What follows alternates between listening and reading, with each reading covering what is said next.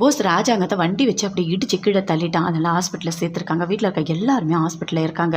எல்லாருமே போய் பார்க்குறாங்க. பார்த்தோன்னே என்னாச்சு எங்கள் அப்பாவுக்கு அப்படின்னு செய்து கேட்குறாரு. இங்கே பாருங்கள், அவருக்கு தலையில் கல்லில் அடிபட்டிருக்கு, ரொம்ப பலமாக இருக்குது.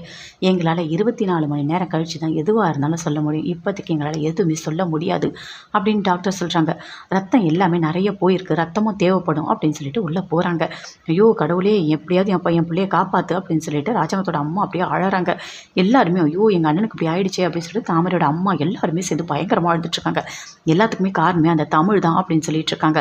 சேது வந்து எப்படியாவது டாக்டர்கிட்ட சொல்கிறாரு, என்னோட அப்பாவை காப்பாற்றிடுங்க, தயவு செய்து என்னை காப்பாற்றிடுங்க அப்படின்னு சொல்லிட்டு. இங்கே பாருங்கள், நாங்கள் எங்களால் முடிஞ்ச எல்லாமே நாங்கள் பண்ணிட்டோம். அதுக்கப்புறம் தான் நாங்கள் 24 மணி நேரம் கழிச்சு தான் எதுவாக இருந்தாலும் சொல்ல முடியும் அப்படின்னு சொல்லிட்டு அங்கேருந்து அப்படியே போகிறாங்க.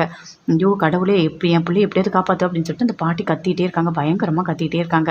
அங்கே இருக்க எல்லாருமே கடவுளே எப்படியாவது எங்கள் அண்ணனை காப்பாற்றிடு அப்படின்னு சொல்லிட்டு. ஆனால் ஈஸ்வரி மட்டும் ரொம்ப சந்தோஷமாக இருக்காங்க.